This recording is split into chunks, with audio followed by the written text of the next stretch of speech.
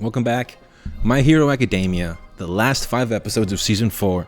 Let's get into it. What I really want to talk about is the last episode, but let's get through this fluff here. Episode 84, Deku versus Gentle Criminal. The festival is finally upon us, right? This boring-ass festival. Midoriya has to get some rope, because him and Ayama had worn out the one that they were using. So he has to go and get it before the festival starts the following morning at 10 a.m. This is where he runs into Gentle. Gentle gives himself away because of his love of tea. And Midoriya, being the astute person that he is, realizes that it's part of his ritual. Which I really dig that small detail, because in real life, all of us have rituals, whether we know it or not. So I like when they add these little real life details to the show. Gentle's ability is showcased. Being able to rubberize air particles is quite the ability. I conjured up this barrier as I cast off my overcoat. Midoriya lunges at him. He creates a screen, catches him, launches him back, repels him with a good amount of force, and he's, bouncing away. Midoriya makes the play because he notices that he wants to infiltrate the UA campus. So essentially what his plan was, he was going to sneak into UA, record some footage like, hey, I'm here, look at these heroes, I'm in their midst, they don't know shit, ha ha ha ha. Pranks on them. Then he would bounce, post it, and then, all shit would hit the fan afterwards for the school and the students. Midoriya's hip to the plan, so he gives chase, tackles him in the air, does some more of his air bullets, and they end up in a construction site. The building isn't finished. They showcase a bit more of Gentle's abilities, all the steel beams bending and all this other stuff, and he even talks about his abilities some more. Episode 85. School Festival. Now here, when they're fighting the construction site, one part that I thought was a bit odd is that he's bouncing from beam to beam, but he's basically using Gran Torino's style of fighting, which he himself uses. So you would think he would have some type of strategy developed. Being how astute he is and how he analyzes everything, you would think, wouldn't you have a like you would know the weakness of this fighting style or of this particular strategy that is being used? Wouldn't you have a counter strategy? Because he did have to face Gran Torino using it in the earlier season, so I always thought that little piece was weird. I know that if I was in this situation, there is no way I would be able to remember where these little jump pads that he's creating with his quirk would be at. You would see him use one, okay, but there's no way that I would be able to keep track of them. But this is a very good head fake right here. How he bounces past them, he sees him, puts up the shield, counter, and he shoots the air bullet using the air pad that the rubber pad that he just reflected off to get him. I like that writing right there. They make him very fast thinking. He is, you'd have to say if you were to compare these fights to the type of stuff that you see in Naruto, you'd have to say he's somewhere along Sasuke level, being able to devise strategies, or Kakashi level, being able to devise strategies on the fly.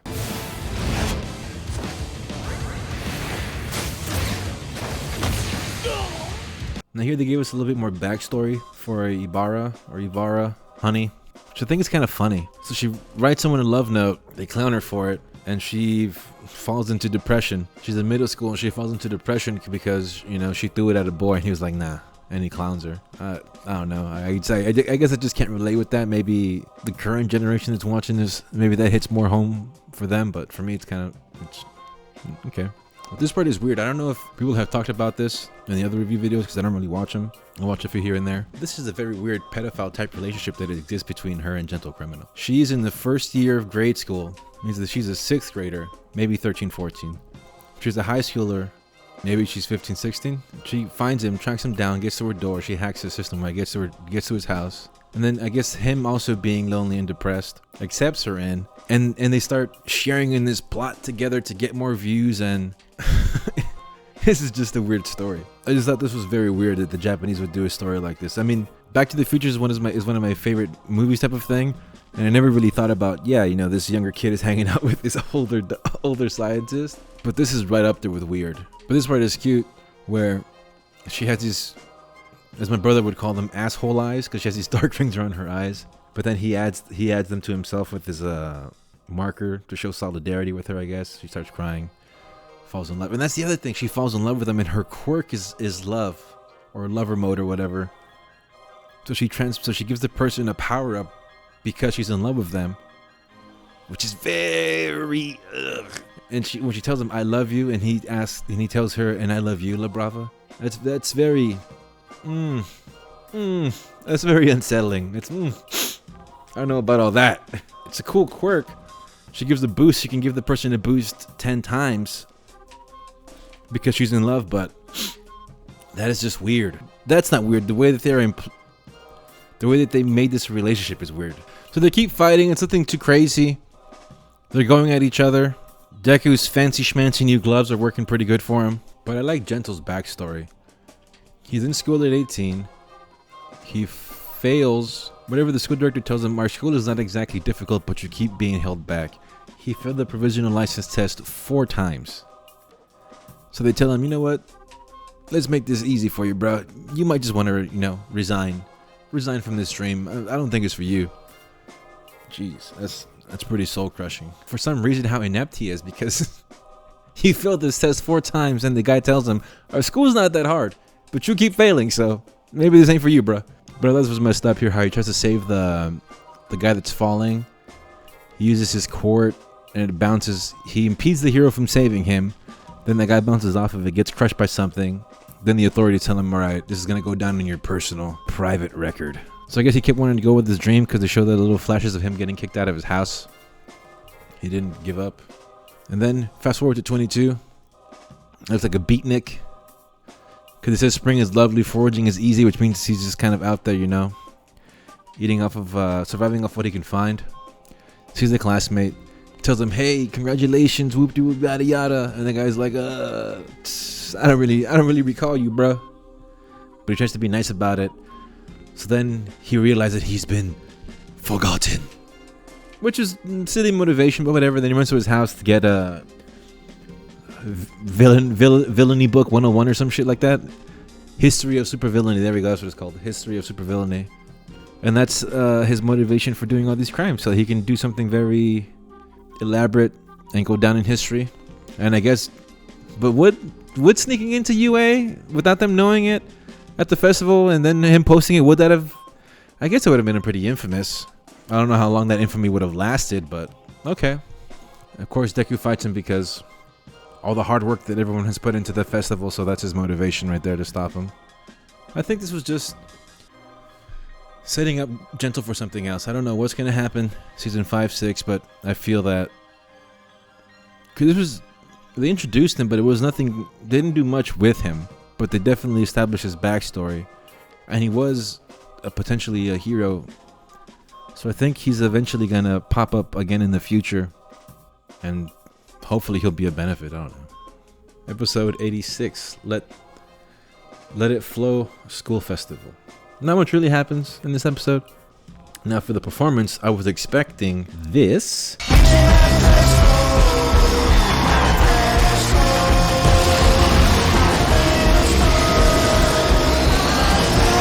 But instead I got this.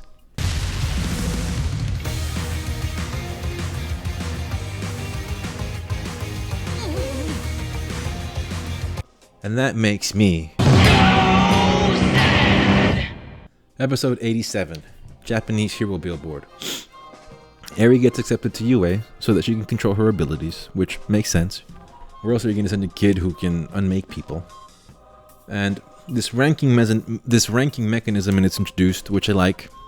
And this is just setting up the awesomeness that is to come in the next episode.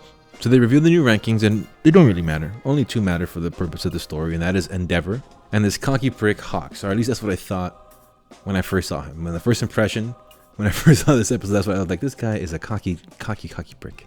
That's it! You cocky cock! You'll pay for your crimes against humanity! But this dude is right. It's an uncertain time, All Might is gone, and the approval ratings are a joke, and he calls out the system and the other heroes to their face. This scene is where I had to rewind and get a better sense of him. The dude has got clear big dick energy. When Endeavor said, "Just watch me," I knew something was coming. I don't know if it would finish off the season. I didn't know that it would finish the season off on such a high note. I just kind of felt something that was coming. So then they go out to lunch. He starts talking to him about the Nomu. There's been like rumors and sightings, blah blah blah, and he's investigating. It didn't get him anywhere. Okay, episode 88, his start. Man, what an episode! This is the one that I've really been wanting to talk about. I didn't think that they would end. I was hoping that they would end the season on a high note, because that's how shows do.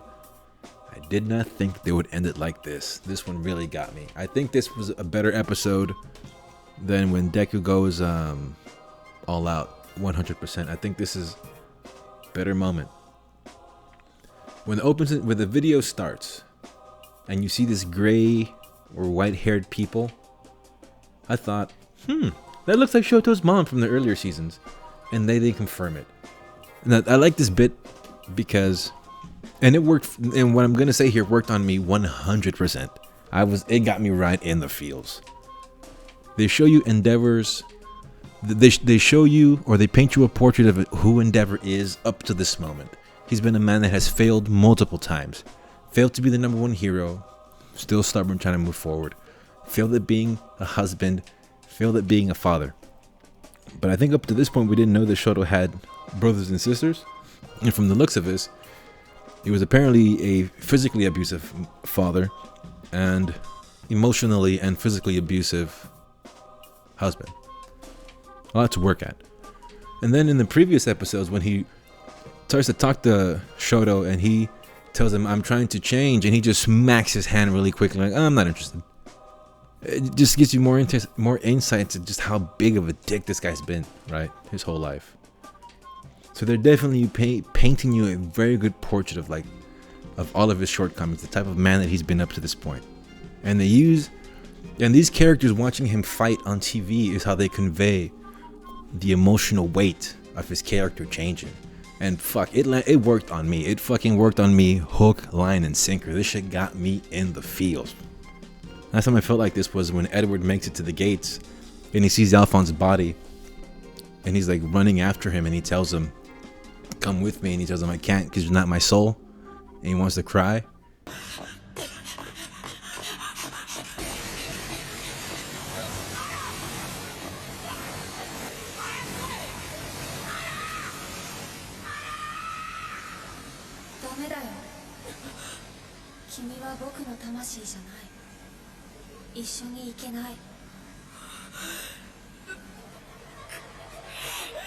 That was the last time. This shit got me, man. It hit me like that. I was like, fuck. Right in the fucking feels. I just love how you experience it. I mean, at least for me, speaking for myself, I experienced the fight through their eyes. The way they would experience it, because it shows you they're getting into the car and then watching him fight on TV. Shoto's at home or at UA watching it on TV. All Might's watching it on TV. Talking to the mom, she talks about how he's been leaving these flowers for her, and he visits her, and how he's slowly changing. You know, they put that little seed there. I like how they show Hawks using his ability. It's a pretty sweet ability, how he can just send out all of these feathers, and he can control them with his mind. He gets, through the vibration, he gets these imprints in his mind of how many people are in the building and where they are located, and he just sends them out and saves them. It was a pretty cool ability. Kid turned out to be more than just talk, you know. It was nice. Nice surprise too. When he hits him with the prominence burn the first time, I thought that it was over. I thought it was dope.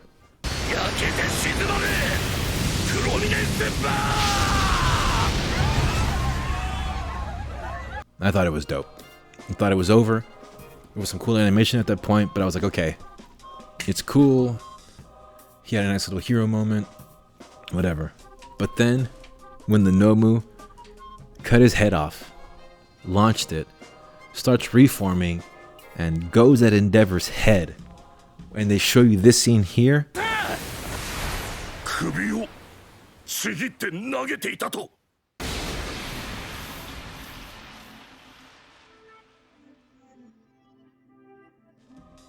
At this point, I shit you not, my heart dropped. I thought, oh shit, they're gonna kill Endeavor.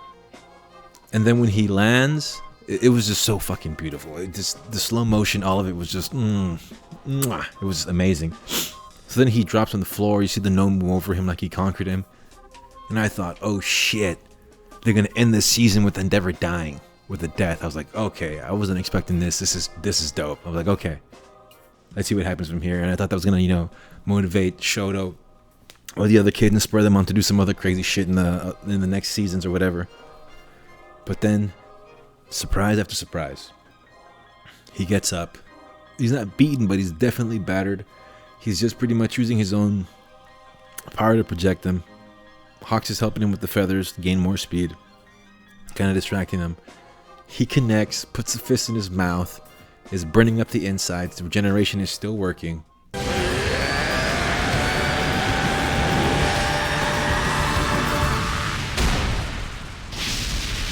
I thought, okay, so he didn't die before, but he's definitely gonna die in this fight. He's not gonna make it out this one. Takes the Nomu into the sky. You know, very reminiscent to this moment. But he takes him up into the sky where he can let off his blast without having to worry about the people below. Does it? Goes fucking plus ultra. As cheesy as that motto is, he even says it. You know, he hates the school motto, but in that moment, he realized what it was to be the symbol.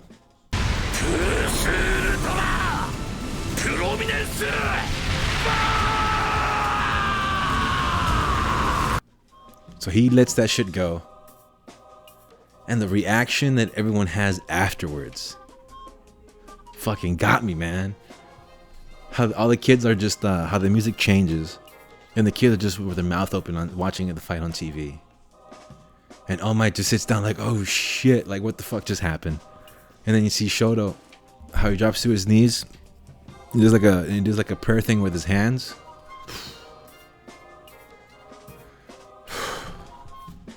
I've seen that episode like 5 times, and every time I see it, it just gets me right in the feels. It just pumps me up. The first time I saw it, my respiration literally increased. My pulse increased as I was watching this episode. I was like, oh shit.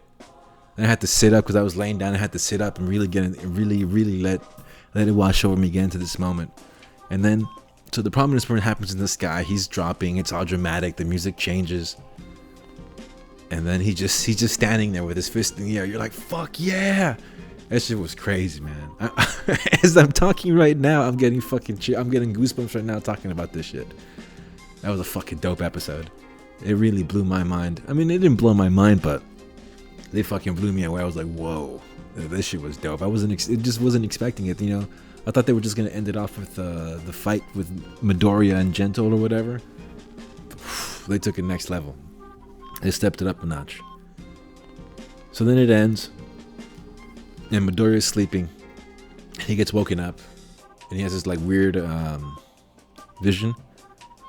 So I think that this vision is the very first possessor of All for One, and the very first possessor, maybe, of One for All. That's what I think that Midoriya is watching in that dream. Whew. That's pretty much all I have to say about that. It was amazing. Can't wait for season 5. Till next time, enjoy the nerd shit. We out.